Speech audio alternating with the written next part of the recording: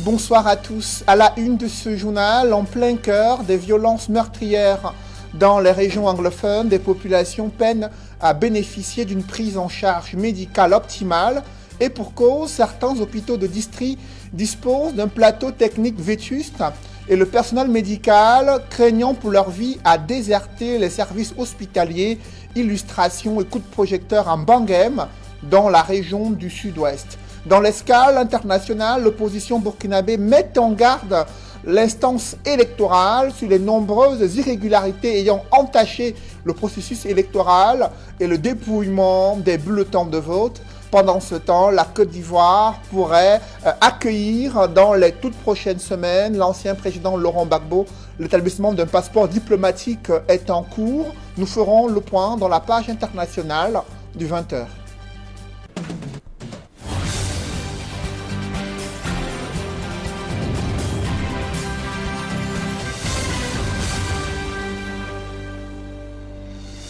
Merci de suivre cette édition complète de l'information sur Equinox Télévision.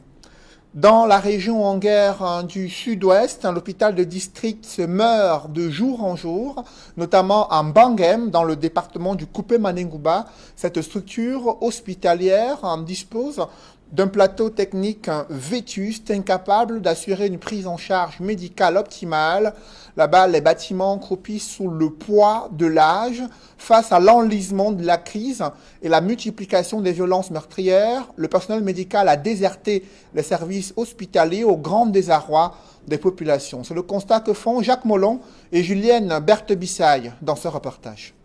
Dans le département du Coupé-Manengouba, l'hôpital de district de Bangem est plus malade que ses malades.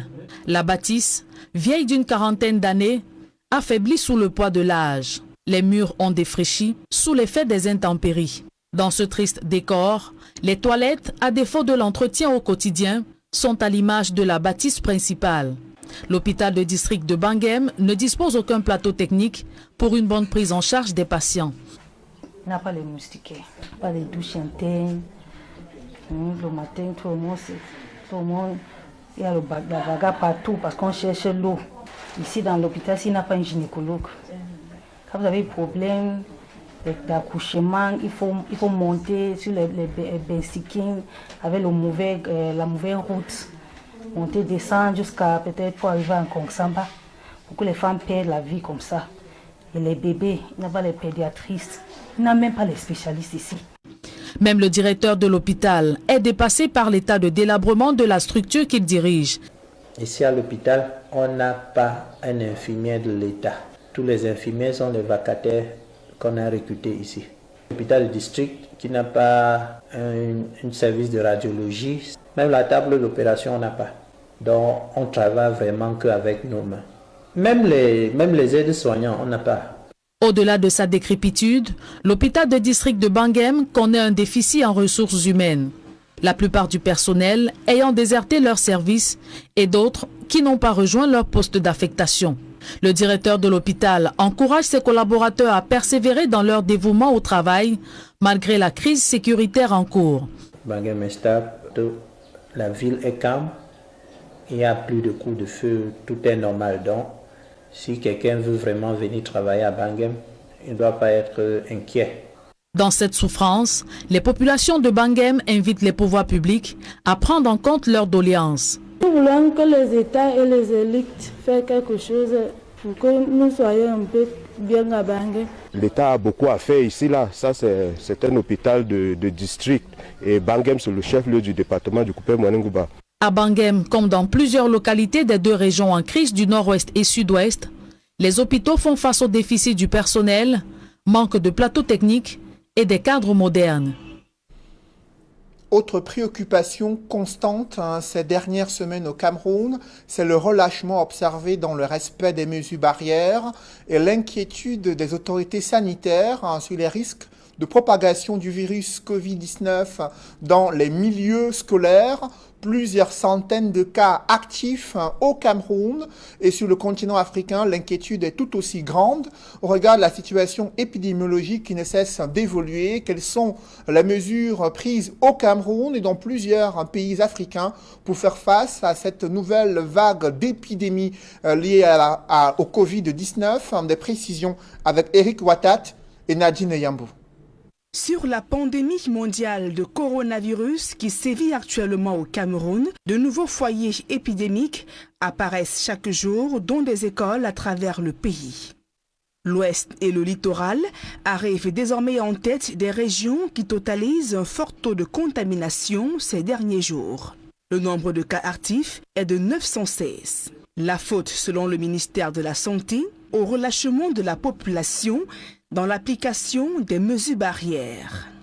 Cette augmentation des cas n'est pas surprenante quand on sait que le respect des mesures barrières n'est plus une habitude pour la majorité des populations camerounaises. Ce relâchement des comportements observés continue d'être décrié, surtout en cette période de reprise des activités dans les différents secteurs et durant laquelle les déplacements et les interactions entre les personnes sont de plus en plus importants et sont susceptibles de favoriser la survenue de nouveaux cas de contamination. Le Cameroun enregistre un nombre global d'infections au coronavirus de 23 528. Face à la tendance à la hausse des cas, le gouvernement appelle à plus de vigilance et au respect des règles élémentaires édictées pour barrer la voie à la maladie, mais surtout pour éviter l'arrivée d'une deuxième vague dans le pays qui, selon des spécialistes de la santé, pourrait être plus rude que la première. En Côte d'Ivoire, le relâchement dans le respect des mesures barrières dans la lutte contre la pandémie de coronavirus est également décrié et fait également craindre les risques d'une deuxième vague épidémique dans le pays. À ce jour, près de 200 personnes sont actuellement sous traitement à travers le pays. 12 nouvelles infections ont été signalées pour la seule journée du lundi 23 novembre 2020 sur près de 966 tests effectués, soit un taux de positivité d'1%. Le ministère ivoirien de la Santé, qui révèle que 21 personnes ont recouvré la santé, affirme que le virus a tué 2 personnes ces derniers jours. Suite à la fermeture des frontières en raison de la crise sanitaire, près de 85 personnes ont été refoulées en tentant de rejoindre le pays. En Guinée-Conakry, plus de manifestations politiques dans le pays jusqu'à nouvel ordre. Le gouvernement guinéen dit avoir pris cette décision après une augmentation rapide des cas de coronavirus. Si pour le porte-parole du gouvernement, il s'agit d'une mesure exceptionnelle et provisoire justifiée par l'état d'urgence sanitaire pour combattre le virus, l'opposition dénonce une instrumentalisation de la pandémie pour anéantir les adversaires du président Alpha Condé. L'Union des forces démocratiques avait en effet appelé à une manifestation ce mercredi contre le hold-up électoral et l'arrestation de plusieurs de ses leaders au lendemain du scrutin présidentiel. Des organisations internationales telles que Human Rights Watch avaient elles aussi soulevé des soupçons d'instrumentalisation de la crise sanitaire comme excuse pour réprimer de nombreux manifestants opposant au régime d'Alpha Condé. Au Cameroun, la filière avicole broie du noir. Le plan de restructuration et d'appui aux acteurs n'a rien changé. De nombreux producteurs n'ont plus accès aux intrants spécifiques, encore moins aux ressources financières. D'autres ont abandonné l'activité. Du coup, les produits avicoles coûtent bien cher sur le marché, notamment dans la région de l'Ouest, là où les ménages peinent à avoir accès aux œufs et autres produits avicoles. Précision dans ce reportage signé Leclerc Tsakem.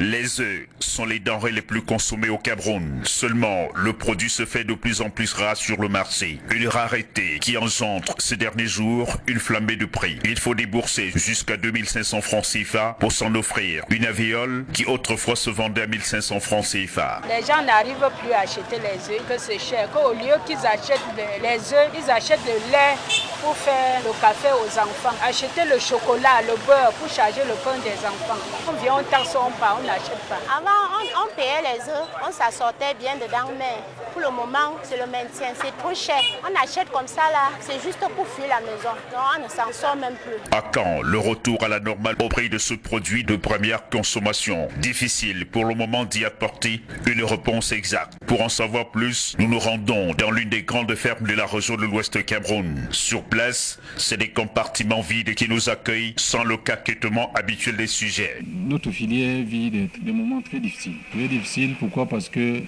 depuis grippe aviaire de 2016, nous avons eu des situations que nous devions rapidement prendre en urgence. Beaucoup d'éleveurs qui ont subi le choc de cette grippe aviaire-là n'ont pas eu les ressources pour remettre en place leurs élevages. Et on pouvait évaluer à cette période-là le cheptel plus ou moins, je peux me tromper, à 4,5 millions de sujets en poules pondeuses. Ce qui fait que l'offre aujourd'hui n'est plus au niveau de la demande nationale. Voilà pourquoi vous observez, à mon humble avis, ce manque de produits sur les marchés. La crise de coronavirus n'est pas venue nous arranger les choses. La situation que traverse la filière avicole est liée à la crise que traversent les pays occidentaux suite à la déclaration d'une grippe aviaire. Toute chose qui a amené les pouvoirs publics, dont le ministre de l'élevage, à mettre sous embargo l'importation des œufs à couver et des poussins de jour. Un coup dur pour les acteurs du secteur avicole. Le ministre prend une décision, il faut la respecter.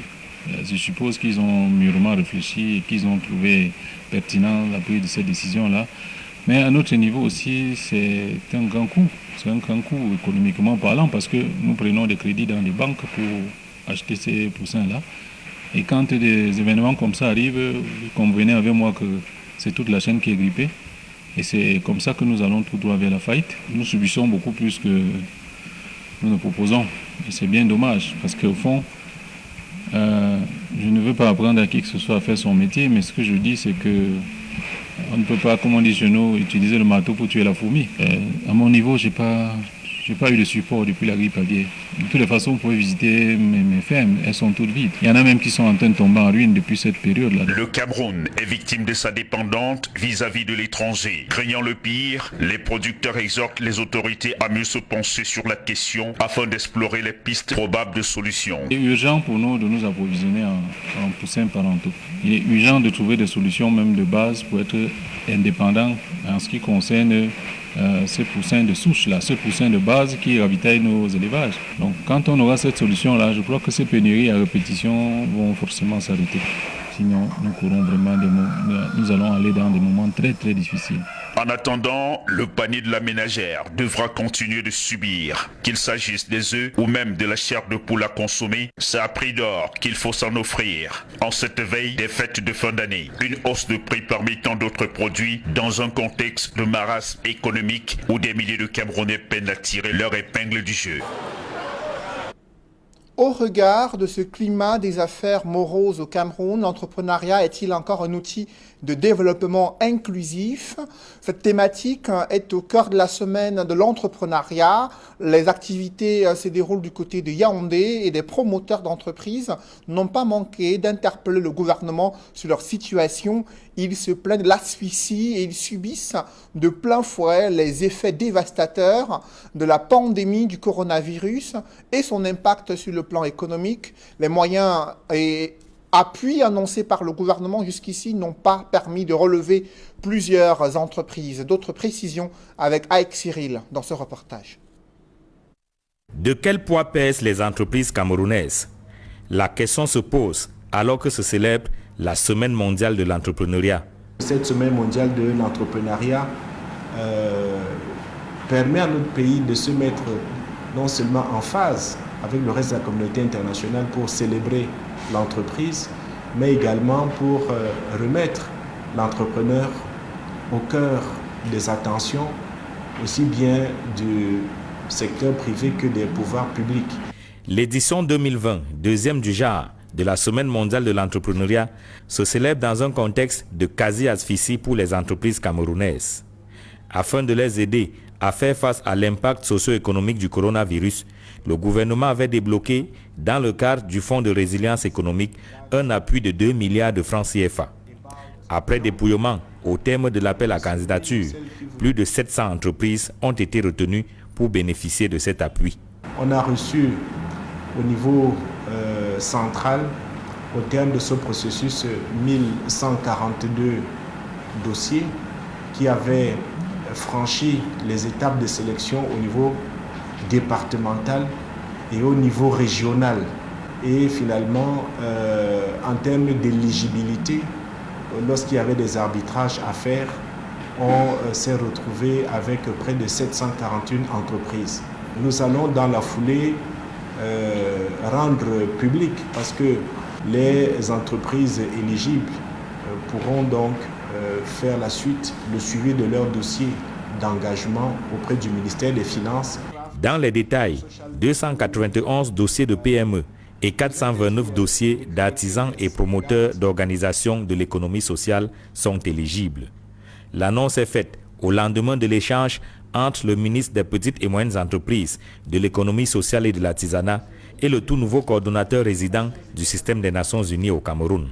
On a discuté le fait que le gouvernement a bien aidé les petites et moyennes entreprises, surtout avec l'impact socio-économique de la pandémie Covid-19. Le pays a envie d'aller vers l'émergence 2035. Et les petites et moyennes entreprises sont des leviers pour pouvoir accompagner cette vision. Selon les pouvoirs publics, les femmes et les jeunes constituent une cible privilégiée. Les clubs entrepreneurs de certains lycées et collèges, ainsi que des groupements de femmes entrepreneurs, recevront la visite des autorités en cette semaine de l'entrepreneuriat. Grosse frayeur à Betareoya dans la région de l'Est. Le bac sur le fleuve Lom s'est noyé avec 2 camions transportant du carburant et des marchandises. Des passagers ont failli perdre leur vie sans l'intervention des piroguiers et des pêcheurs. Malgré ces vies sauvées, il y a une grosse inquiétude également. Elle est relative à la pollution des eaux du Lom à la suite de ce carburant qui se retrouve au fond de ce fleuve. Explication avec Benjamin Issam. Traversée du fleuve Lom entre les cantons Laï et Yaïvoué, nous sommes à Touraké, à 15 km de Betareoya. Il se passe au lointain une scène inédite. Le bac transportant des marchandises pour le village Bouli est en train de couler. L'image est filmée par un riverain. Sur la rive de départ, c'est la panique, la consternation. En même temps, on se mobilise spontanément pour les secours.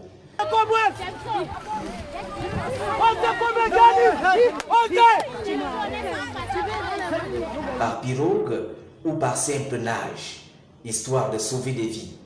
Subitement, excédée par le poids des marchandises, l'embarcation va piquer du nez, emportant avec elle, sous les eaux, 2 camions et 6 motos, y compris de nombreux passagers.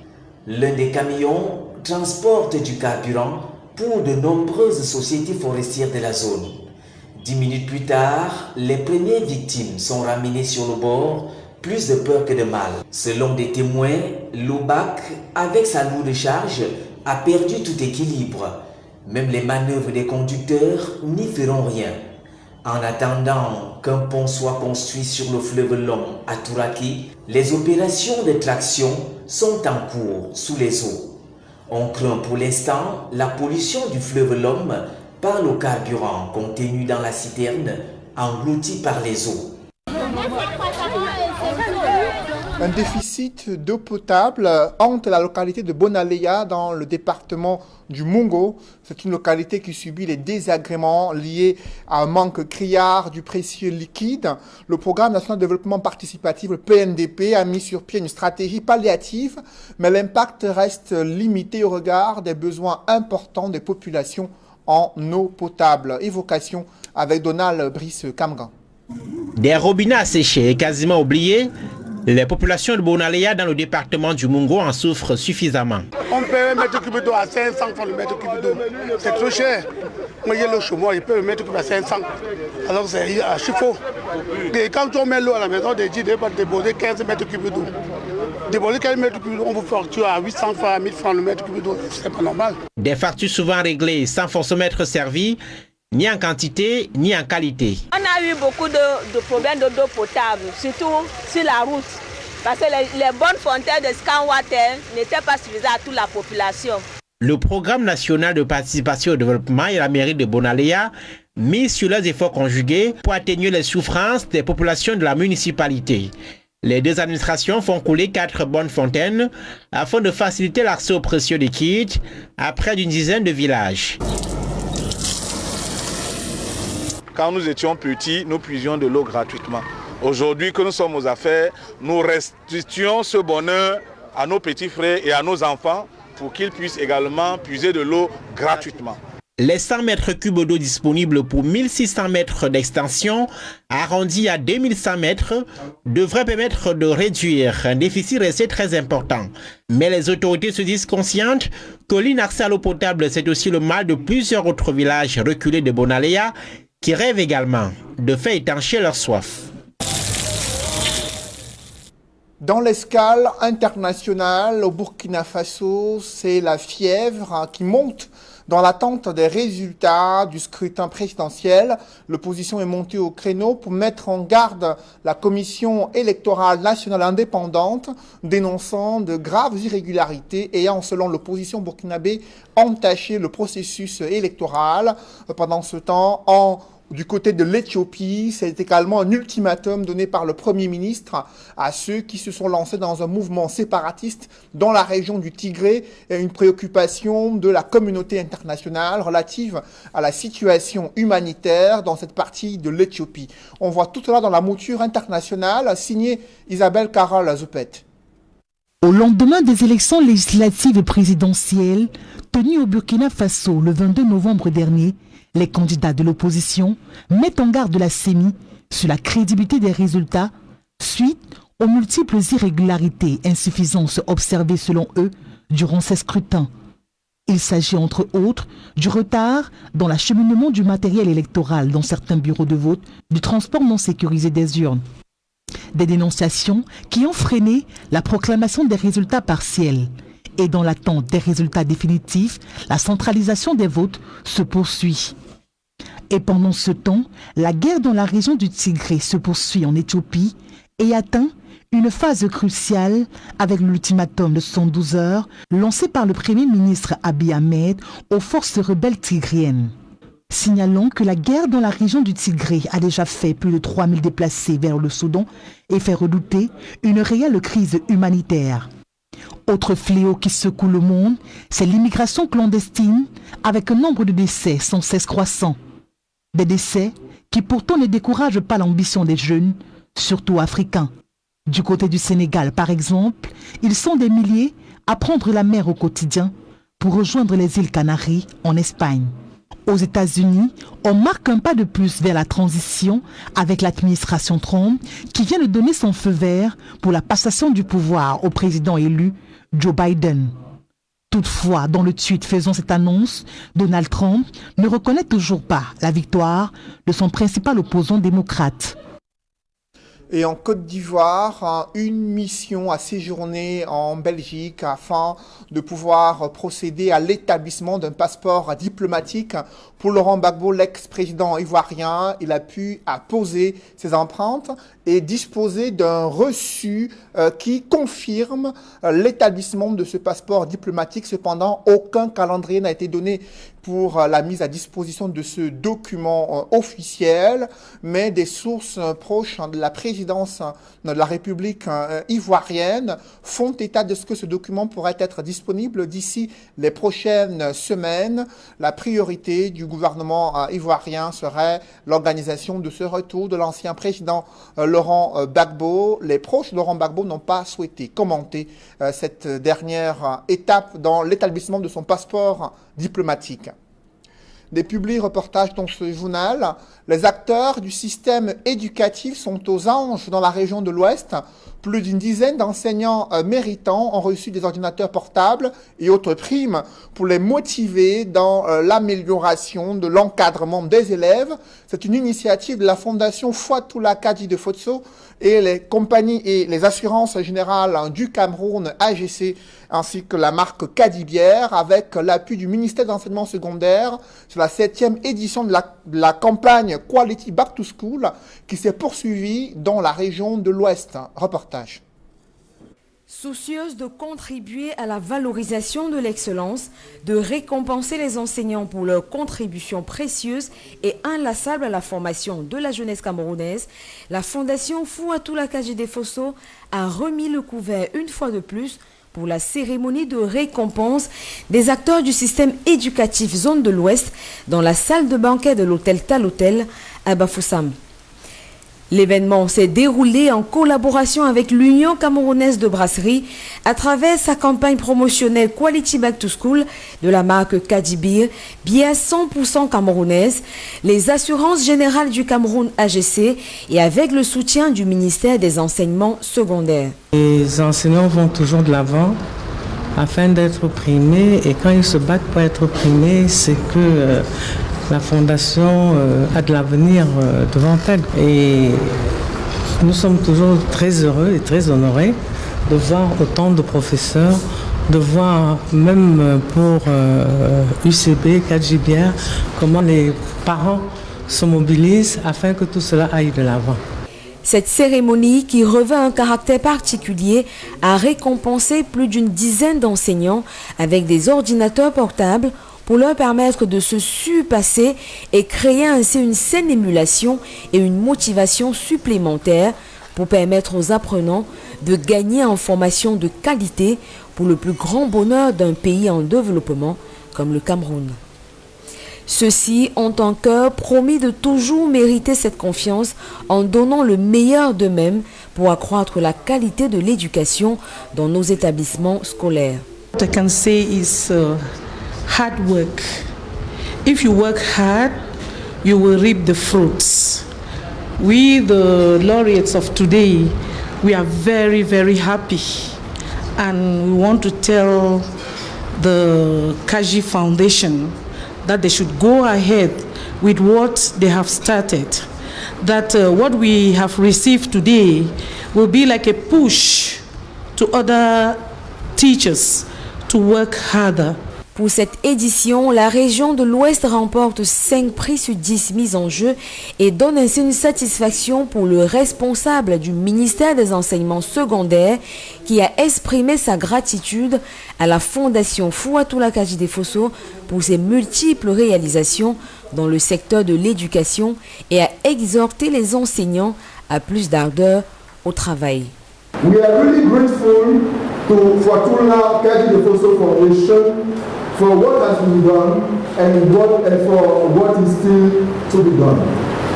Our prayer is, may the Lord continue to strengthen you, to bless you, and to give you more than what you need to promote quality education through quality back to school throughout the nation.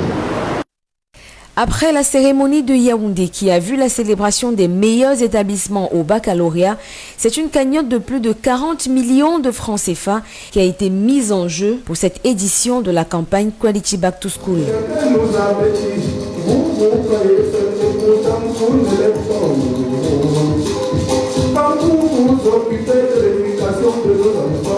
Sachez que la fondation Fouatoula est cachée quelque part en train de pouvoir applaudissez pour elle.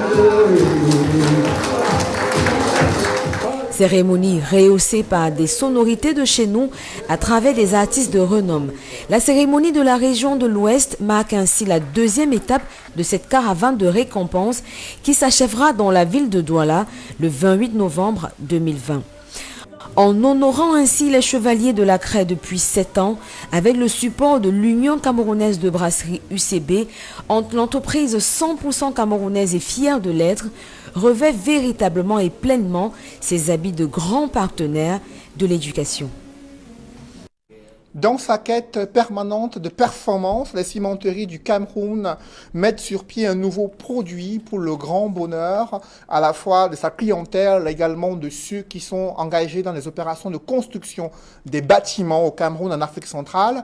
Il s'agit du ciment Hydro. Quelles sont ses spécificités? Éléments de réponse dans ce reportage. Simencam, leader en offre cimentière au Cameroun, innove sans cesse en mettant sur le marché des produits de qualité pour le grand bonheur des consommateurs.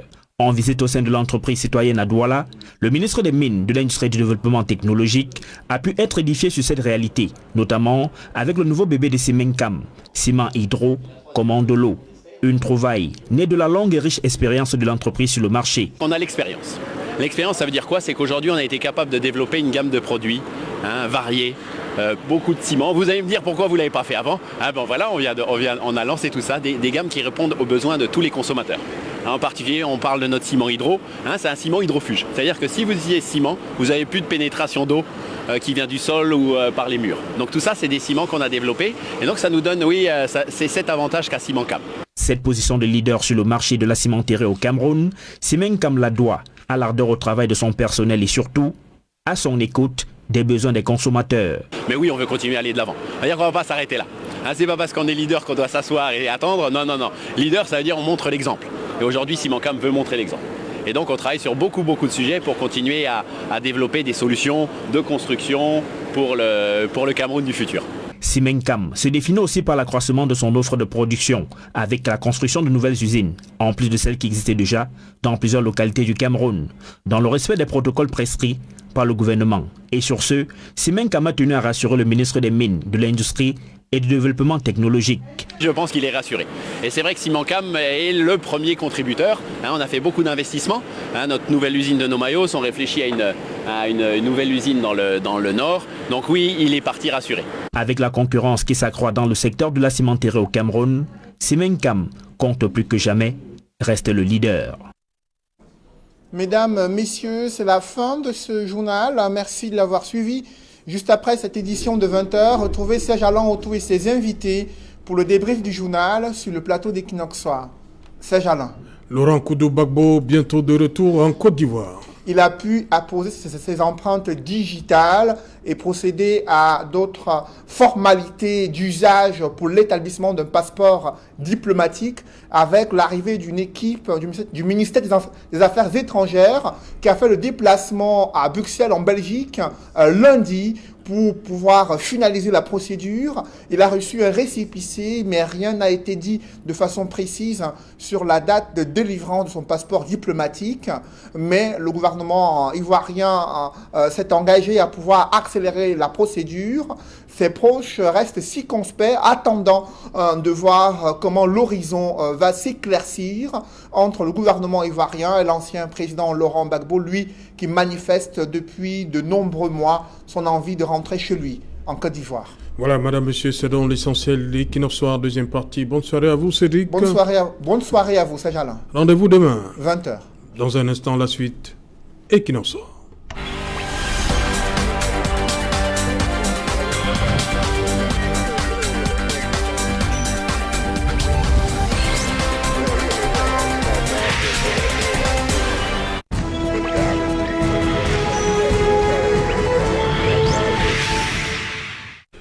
Retour sur le plateau Equinox Soir, deuxième partie, c'est la partie réservée au début du journal, toujours en compagnie de Serge Pensi, Serge Kamdemkwam, Joseph René Mboutouzé et Emmanuel Mahop. Emmanuel Mahop, lorsque vous avez suivi le journal de Cédric, Laurent Koudou-Gbagbo, bientôt un passeport diplomatique, passeport pour un retour en Côte d'Ivoire. Quel commentaire? Le commentaire que je fais, c'est qu'en réalité, les politiques, ils sont toujours pareils, parce que je me serais attendu peut-être que le passeport diplomatique lui soit délivré avant les élections, mais convenez avec moi que s'il avait eu avant les élections, ça aurait été une autre paire de manches. Il faut jamais lui dire à un moment donné que certains de ses partisans avaient présenté sa candidature, mais compte tenu justement du fait qu'il en était écarté, voilà, ça ne pouvait pas prospérer. Non, mais in fine, c'est sympathique, si ça permet quand même au président Ouattara, réélu, de réunir autour de lui certains qui ont marqué de leur empreinte la nation ivoirienne. Et je pense que Laurent Gbagbo fait incontestablement partie de cela. D'ailleurs, on en a souvenance, il y a une dizaine d'années, il y a une décennie, voilà, on était quasiment ivoirien parce qu'on suivait l'actualité, voyez-vous. Donc voilà, ce serait sympathique. Mais son retour, qu'est-ce qu'il va produire en réalité? Ne va-t-il pas produire autre chose? Parce qu'in fine, s'il rentre en Côte d'Ivoire, ce serait une paire de manches. Mais pour finir, en réalité, je pense que le passeport diplomatique lui sera certainement délivré, mais en backstage, certainement, certaines consignes lui ont été données, consignes inhérentes à son retour chez lui en Côte d'Ivoire. Serge Kamdem Kwame, ce geste du président Ouattara, comment vous l'accueillez? Il faut d'abord l'apprécier.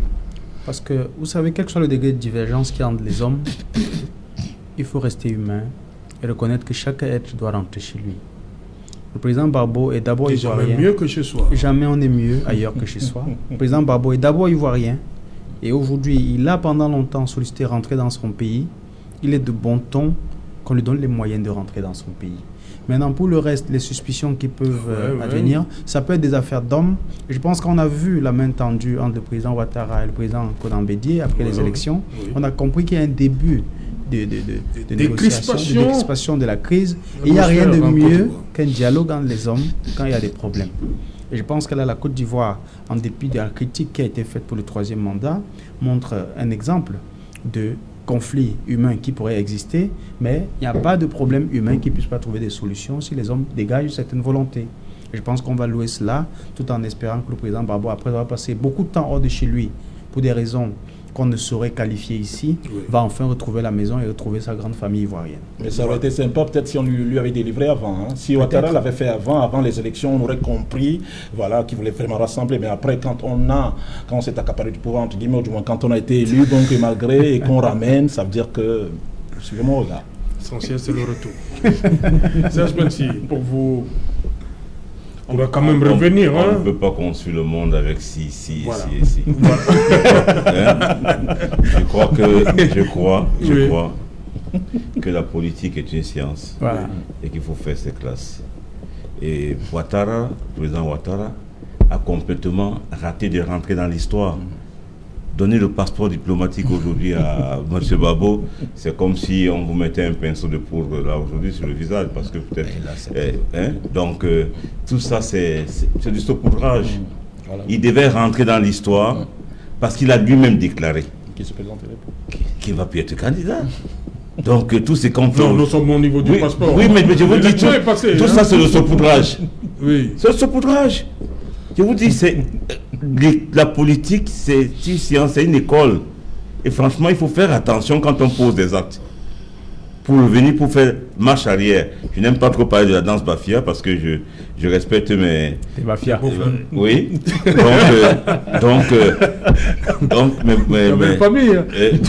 Donc, je les respecte. Mais, franchement... passeport de Gbagbo, oui, c'est bien qu'il rentre chez lui, mais écoutez, ça ne change pas ce que le président Ouattara a posé comme acte. Ok. Joseph René Mboutouzé, voilà, comme il a dit, Serge Kamdem Kwame, après la présidentielle, le président Ouattara a reçu Henri Konan Bédié. Aujourd'hui, voilà un autre geste fort pour vous. Passeport diplomatique à Laurent Gbagbo qui pourra ponctuellement rentrer en Côte d'Ivoire. Oui, Serge Alain, vous savez, lorsqu'une action est posée, surtout politique, il faut toujours savoir de quel côté se trouvent les intérêts les plus élevés. Qui avait plus besoin, Ouattara de donner le passeport ou alors Laurent Gbagbo d'en recevoir. Mais pour le cas d'espèce, je peux penser que c'est sûrement Laurent Gbagbo qui a plus intérêt à rentrer en Côte d'Ivoire. Bon, il n'a pas sûrement participé à la dernière élection, mais il peut déjà être en Côte d'Ivoire pour réorganiser son parti, reconstruire son état-major pour les prochaines années. Donc moi, je ne prends pas ça du mauvais côté. Vous savez, on a beau dire, mais des hommes qui ont l'expérience de Ouattara en politique, il faut les respecter. C'est vrai que on ne peut pas totalement applaudir un homme politique, mais des hommes comme ça, il faut les respecter. On ne peut pas totalement applaudir le président Biya? Non mais vous savez... répondez-moi. Oui, non, vous savez, le président... Répondez-moi, Boutozé. Oui, je vous réponds. Oui, allez-y. Vous savez, le président Paul Biya, lui, il a fait plus que ça, il allait plus loin. Parce vous pouvez applaudir le président Biya. Je vous dis que le président, lui, il a même allé plus loin. Oui. Le président de la République a, par exemple, gracié les tueurs de l'Amazonie, en leur disant, si vous déposez les armes, il y a une commission de désarmement, démobilisation et réintégration qui va vous prendre en charge. Donc il allait plus loin que donner un passeport. Il a dit, je pardonne, même si vous avez tué, si vous décidez de rentrer dans l'ordre normal des choses, l'État du Cameroun va vous pardonner. Donc il allait plus loin. Donc Ouattara l'a fait en Côte d'Ivoire, c'est apprécié. Mais retenez qu'au Cameroun, le président de la République, Paul Biya, est allé plus loin que ça. Ok, donc vous applaudissez donc, c'est ça. Toujours. Voilà. Et c'est pour cela que ne reste pas au pouvoir qui veut, mais qui peut. Voilà. Et lui, il s'accroche, et Emmanuel Mahab lui dit que pour lui, ça ne sert à rien. L'essentiel, c'était que le président Ouattara soit élu. Donc le reste peut venir après. Oui, mais je veux dire que c'est son courage. On a posé l'acte, il est réélu, il peut maintenant mieux encore organiser, rendre son parti un peu plus fort. Voilà. On a vu son premier ministre, je crois, Ahmed Bakayoko. Ouais, donc tout cela, tout est mis en marche pour que après que son parti continue à avoir... C'est ça la politique, non? C'est ça la politique. Oui, mais la politique où on dit des choses et c'est-à-dire déclarer que je ne veux pas être candidat et revenir être candidat, c'est très dangereux. C'est très dangereux. Vous savez, on a souvent posé la question au président Biya, et s'il va être candidat, il n'a rien dit. Parce qu'il ne parle pas. Parce que, vous savez, il faut faire attention avec les déclarations. Il faut faire attention avec les déclarations. Quand le président Ouattara a déclaré qu'il n'allait pas aux élections, même le président guinéen qui avait dit qu'il va faire 2 mandats et puis tout ça.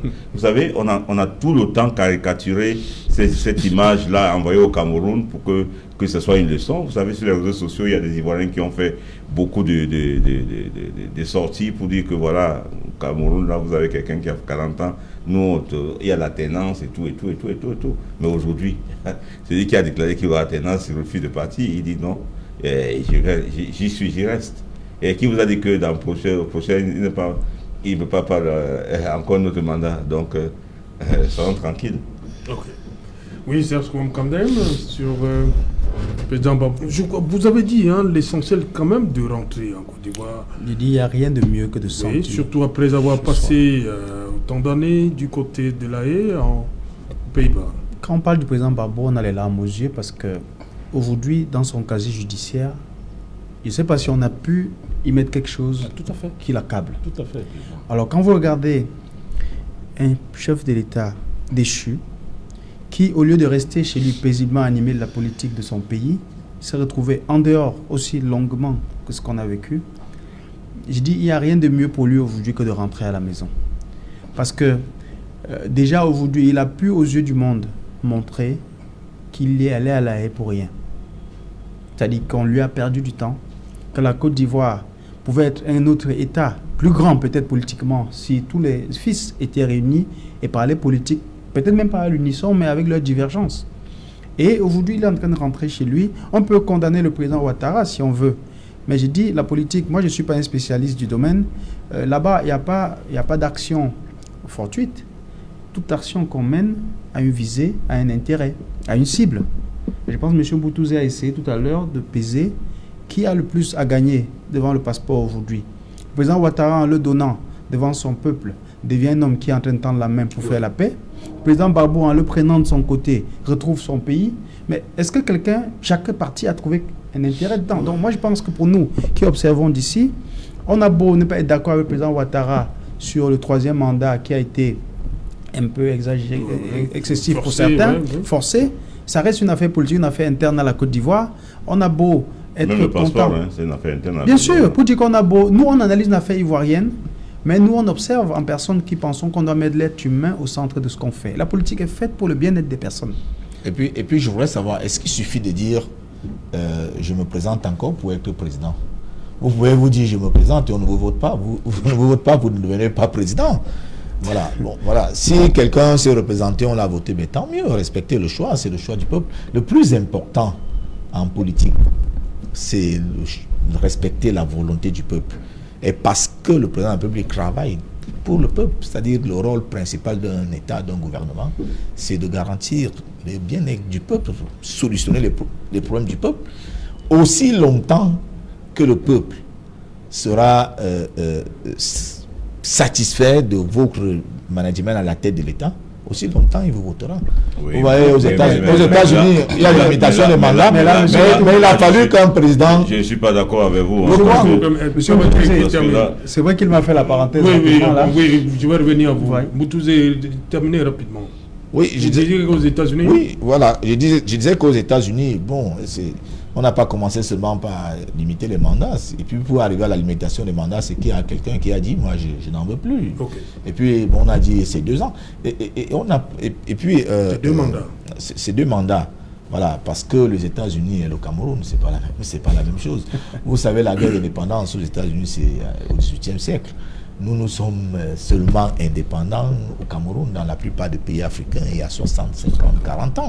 C'est pas le même niveau de développement.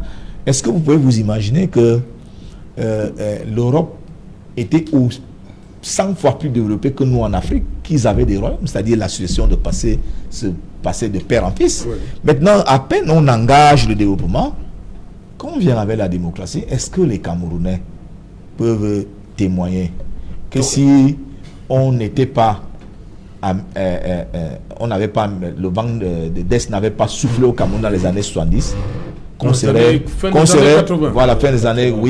moins développé aujourd'hui là. Okay. Moi je pense que pour le stade de développement actuel de l'Afrique, pas seulement du Cameroun, on a besoin un peu d'être tiré un peu par la ceinture. Puis c'est ce qu'on comme vous terminez dans votre propos. C'est vrai que M. Bouto, en homme politique, fait les relances, mais moi je voulais dire en restant dans la peau du citoyen, quel que soit le politique qui va administrer le pays, le citoyen doit sentir qu'il jouit au moins de ce qu'on appelle des choses naturelles, c'est-à-dire ce qu'on appelle des conditions faciles de base. Parce que moi je prends le Cameroun, on a beau dire on est peut-être pressé, mais lorsque je reste dans un bureau, vous avez l'électricité, l'énergie qui va partir, on ne sait pas à quelle heure ça revient, pour moi c'est un problème. Surtout quand nous avons des barrages que nous construisons tous les jours. Quand nous restons, on ne peut pas tourner un robinet à la maison et avoir de l'eau en permanence. Pour moi, le citoyen, c'est un problème. Donc les politiques peuvent faire tout ce qu'ils veulent, mais j'ai dit, le citoyen doit sentir que ce qu'on appelle ses besoins fondamentaux sont préservés. Et c'est ici, pour moi, le lieu d'interpeller. Quelle soit l'obédience à laquelle on appartiendrait, que le citoyen soit mis au centre de la préoccupation. Et je pense, dans le cas de la Côte d'Ivoire, qui était ce qui nous préoccupait, on a un citoyen, fut-il ancien chef d'État, qui est à l'extérieur, qui est dans le besoin d'avoir un papier, un document normal pour retourner dans son pays. Je pense qu'il est légitime et même normal de le lui octroyer. Donc, dans le cas de Laurent Gbagbo, on peut avoir de la critique acerbe à l'endroit de M. Ouattara pour son 3e mandat, mais c'est pas ça qui va faire que M. Gbagbo reste en dehors de la Côte d'Ivoire. Donc, moi, je pense qu'il faut savoir faire la part des choses et mettre l'intérêt supérieur du citoyen au devant des intérêts. Oui, ça je pensais, vous vouliez aussi réagir, allez-y. Non, déjà, ce que M. Bouto a dit, que quand on est élu, bon, je suis d'accord, hein, mais il y a ce qu'on appelle, dans le football, il y a ce qu'on appelle le quorum. C'est-à-dire que vous ne pouvez pas être 300... La politique, c'est pas le football. Non, s'il te plaît. Le quorum, on peut copier ça. Si le quorum n'est pas atteint... Le quorum n'est pas atteint, on ne peut pas avancer. C'est-à-dire que si le quorum des lecteurs n'est pas atteint, parce que vous avez une population de 10 millions, une population qui peut élire à 5 millions, et que vous êtes élu par 300 000 personnes, franchement, vous devez vous poser vous-même des questions. Si vous faites, c'est-à-dire que vous avez l'assentiment de tout, de la moitié des citoyens. Pourquoi ils ne sont pas... Pourquoi ne pas pendant le... Non, c'est pas ça. Je suis en train de faire une analyse générale. Oui. C'est-à-dire que, est-ce que la majorité de la population, la majorité des électeurs, théoriquement, c'est pas les gens de la petite partie là qui allait élire, elle n'est pas représentative. Donc il faut se poser, le politique doit se poser des questions est-ce que j'ai été élu par ces majorités? Ça n'intéresse pas. Vous voyez qu'aux États-Unis, c'est l'élection populaire qui élit le président? Non, quand on regarde les grands électeurs, c'est des représentants, des grands électeurs, voilà. Mais c'est les Américains qui vont choisir leur président. Et maintenant, lorsqu'avant l'élection présidentielle, vous avez déjà le Parlement. Non, laissez vous avez tous les chambres du Parlement. Non, mais attends. Laissez les États-Unis, s'il vous plaît, là où ils sont. Parce que vous prenez non, laissez-les là où ils sont. Mais quand chez nous en Afrique, bon, c'est quoi le quorum? Quelle est la loi qui définit le quorum? Mais quand vous avez... C'est quoi le quorum au dans le cas du s'il te plaît. Faisons avancer les gens. Faisons avancer les gens. Oui. C'est quoi le quorum? C'est quoi le quorum au Cameroun? Pour faire avancer les gens, il faudrait qu'on élargisse aujourd'hui l'inscription dans le fichier électoral. Parce qu'il faut le faire. Parce que c'est que le RDPCM fait. Non, c'est que le RDPCM fait. Parce que vous êtes là, je parle de vous. Ce que le RDPCM fait, c'est vissé. On ne peut pas maintenir un fichier électoral entre 6 et 7 millions pendant des décennies. Et on pense qu'on met la politique. Mais si vous êtes inscrit dans la liste, et vous savez le jour de l'élection, vous êtes inscrit. Si vous êtes, j'ai une carte d'électeur. Vous êtes allé voter? Oui, moi je suis allé voter. Il faut donc que tous ceux qui nous écoutent fassent comme vous. Qu'ils aillent voter. Oui, mais vous savez, on peut aller aussi chercher les électeurs parce que c'est ça le devoir. On peut aller chercher. Et ça, c'est le rôle des partis politiques. Non, oui, mais c'est le rôle. C'est pas le rôle du président Paul Biya. Non, c'est pas le rôle du président Paul Biya. Mais c'est le rôle de la parti politique. Non. Pour avoir la carte d'électeur, c'est comment on appelle l'ELECAM. C'est le rôle de l'ELECAM. Oui, quand vous vous présentez, l'ELECAM viendra pas vous chercher. Il faut donner les moyens à l'ELECAM d'aller inscrire la majorité des Camerounais. S'imposer chez vous? Oui, il faut aller chercher à l'ELECAM parce qu'on veut avoir la majorité des Camerounais. On peut avoir la majorité des Camerounais. Si vous refusez ça, parce que vous savez pourquoi vous discutez. La carte électorale est contraignante. Vous savez pourquoi vous discutez. Lorsqu'on vous interpelle en route, on vous demande si vous n'avez pas de carte d'électeur. C'est contraignant. Non, écoute. Voilà, si c'est on est en train de construire une démocratie. Les gens ont la liberté. Non. Si on est en train de construire une démocratie. Les gens ont la liberté. Oui, mais non, écoutez. Il ne faut pas mentir, les Camerounais. Oui, mais quand le RDPC, on embarque les gens pour aller faire la carte électorale. On n'embarque personne. Mais vous avez le RDPC sensibilise ses militants pour aller se faire respecter. J'ai dit une chose. Et c'est ce que écoutez-moi, prenez le temps pour m'écouter. Peut-être que je dis des bêtises, mais vous ne dites pas de bêtises. Non. Après moi, je n'ai pas parlé depuis 30 minutes. Oui, mais tu vas parler. Dans une démocratie où on est en train de construire une démocratie, je crois qu'on a besoin d'une opposition qui fait avancer les choses. On ne peut pas diriger un pays seul. Même en famille. Et si l'opposition est dans l'esbrouf? Restons en Côte d'Ivoire. Voilà. Donc, partout en Afrique, on essaie d'étouffer l'opposition.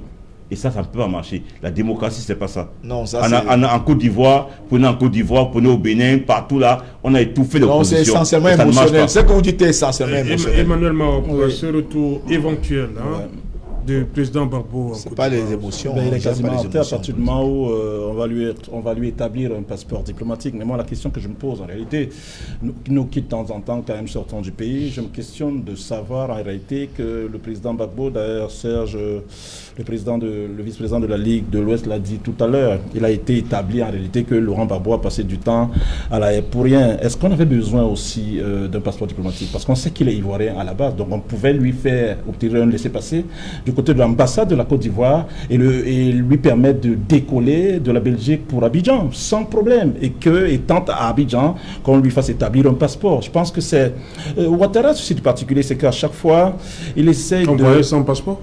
Oui, on peut voyager sans passeport à partir du moment où vous êtes reconnu. Il est reconnu, comme ses droits lui ont été retrésoriés, et on sait qu'il est ivoirien. Donc du coup, il y a une ambassade à Bruxelles, etc., ou un consulat. Il y va, il se fait identifier par l'entreprise d'un laissez-passer. On lui donne un billet d'avion, il rentre à Abidjan, et d'Abidjan, on lui fait un passeport ordinaire, diplomatique, tout ce que vous voulez. Je pense qu'on n'avait pas besoin d'aller. Voilà, je pense qu'on n'avait pas besoin de lui, peut-être pour éventuellement voyager. Moi, je me questionne, mais sauf que Ouattara a ceci de Président Ouattara. Oui, justement, le président Ouattara, il a ceci de particulier, c'est qu'il est très subtil. À chaque fois, il veut redorer son image. C'est aussi un atout pour lui. C'est mauvais pour un homme politique. Je suis d'accord avec vous. Donc, du coup, l'histoire retiendra que c'est grâce au président Ouattara que Laurent Gbagbo avait obtenu son passeport diplomatique et qui puisait les outils. Grâce au président. C'est aussi grâce au président Gbagbo que le président Ouattara a obtenu sa carte d'identité. La nationalité, cette fois-là, la nationalité ivoirienne. Donc c'est du donnant-donné. Mais après, je pense, pour finir, on aurait pu lui permettre de partir de là où il est, étant déclaré non coupable, qu'il rentre à Abidjan sans problème et qu'à partir de Abidjan, qu'on lui restitue tous ses droits inhérents à sa nationalité, à sa carte d'identité et puis à son passeport pour un éventuel voyage s'il en a besoin. Voilà, on va terminer le dernier tour de table. Et Guillaume Soro, il a un mandat d'arrêt contre Guillaume Soro. C'est le président Babo qui nous intéresse. On va faire un dernier tour de table. Le Chan, c'est dans moins de 60 jours. Est-ce que ce qui est arrivé hier peut avoir un impact sur l'organisation? Tout événement dans la vie a un impact. Mais l'impact peut ne pas être négatif pour nous, parce que quand je regarde ce qui est fait... C'est le premier vice-président Constant Omari qui prend les rênes? Oui, on sait que Constant Omari a été régulièrement au Cameroun, c'est lui qui a visité régulièrement nos chantiers et autres. Il a d'ailleurs déclaré sur des radios internationales et même sur des chaînes médias autres l'évolution au Cameroun par rapport à la qualité des infrastructures qu'il a vécues. Oui. Ce n'est pas une affaire qu'on raconte, lui il l'a touché du doigt. Et je crois que le Cameroun, sauf erreur, a des infrastructures sportives aujourd'hui de qualité mondiale. Maintenant, il y a des mesures d'accompagnement qu'il faille, comme les routes et tout ça. Voilà, j'allais justement dire que les stades seuls au niveau du stade, de ce qui est investi au Cameroun, il faut pour louer, le jeu, le Cameroun n'a pas... Il faut louer les efforts du gouvernement à ce niveau-là. On a passé beaucoup d'années de disette, mais aujourd'hui, quand même, notre jeunesse a un joyau. Et je pense qu'il faille non seulement des joyaux, non seulement entretenir, mais pérenniser. Un joyau pour l'instant, parce que non, il y a puisqu'on a plusieurs stades qui sont sortis de terre, qu'ils soient les stades d'entraînement, que ce soit des stades de compétition. Je dis, sachons reconnaître les efforts. Moi, je ne suis pas pour la critique négative parce qu'on veut... C'est pas une critique négative. Attendez.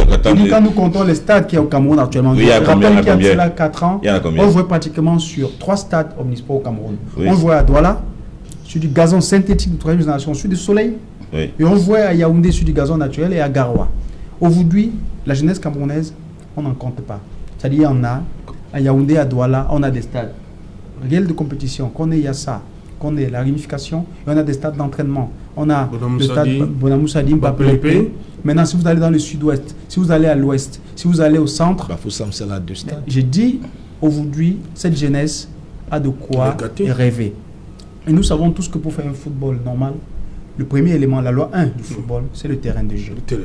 C'est ce qui a manqué pendant longtemps. Nous pensons que même dans les structures... Que dites-vous de ces Camerounais qui pensent que les Camerounais, les non-lions indomptables, ont mieux joué l'autre jour par rapport au stade? Donc filé 4 buts aux Mozambicains. C'était par rapport... Certains ont dit que c'était par rapport à... La qualité de la pelouse. Oui. C'est un élément à ne pas négliger. Parce que c'est des professionnels qui jouent sur des pelouses de bonne qualité ailleurs. On se rappelle qu'il y a des entraîneurs, des sélectionneurs ici qui sont pleins. Je m'appelle Henri de Pierreux. Qui s'est plaint ici parce que le joueur devait regarder où met le pied quelquefois avant de jouer au ballon. Et quand on a un stade de bonne qualité comme la unification actuellement, j'ai dit c'est un plaisir.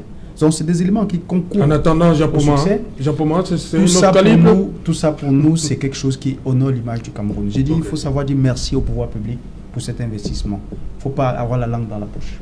Et je crois que le Charles Mboutozé, il est très content. Ce qui est bien fait, on va dire c'est bien fait. Mais en plus, parlant de Lyon, moi je les ai côtoyés. Mboutozé, vous allez je les ai côtoyés, les Lions indomptables. Et puis, ce n'est pas que il y a quelques jours, c'est un produit au stade de la Républication. Après qu'ils aient été de passage ici, se sont entraînés sur ce gazon, stade annexe, etc. Comme le disait le président de la Ligue de l'Ouest, le vice-président. Ils ont été épatés et du coup, ils ont demandé à se produire au stade de la Républication. Et le résultat, on le connaît. Mais sauf qu'en une minute, j'aimerais terminer.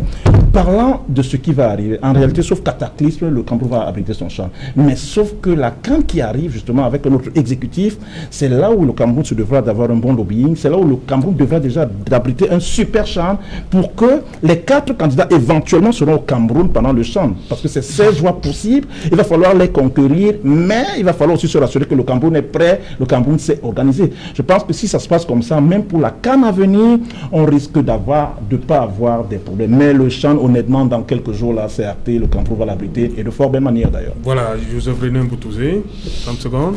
Oui, le Cameroun a l'habitude de bien accueillir les étrangers, d'organiser de belles choses. On aura une bonne CHAN en janvier.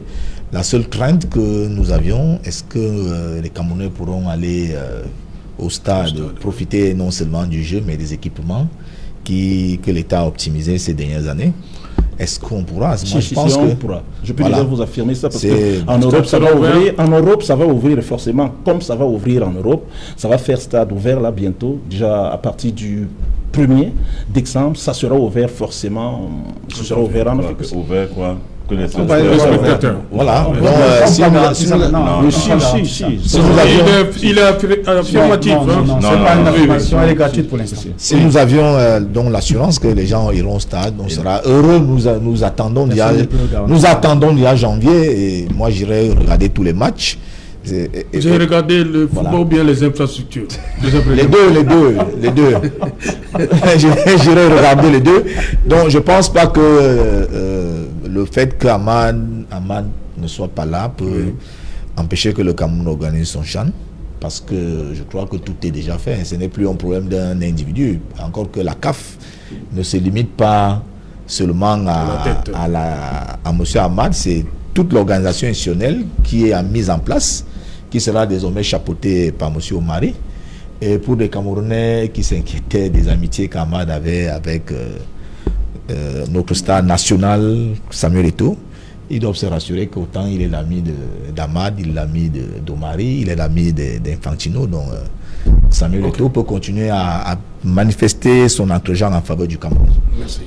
Rapidement, 30 secondes, Serge Pensy. Je pense que l'institution CAF reste en place. Les présidents vont passer. Tessema était là, Issa Toué est venu, Amad est venu aussi. Il est parti. Donc, comment il est parti comme il est venu. C'est la première fois que ça arrive, hein? Oui, c'est la première fois que ça arrive. Donc on n'échange rien au champ. C'est la mode un peu, hein? Platini. Non. Qu'est-ce qui se passe? Ça devait avoir peur de ces postes-là? Non, c'est la commission d'éthique. De les enquêtes, des comportements.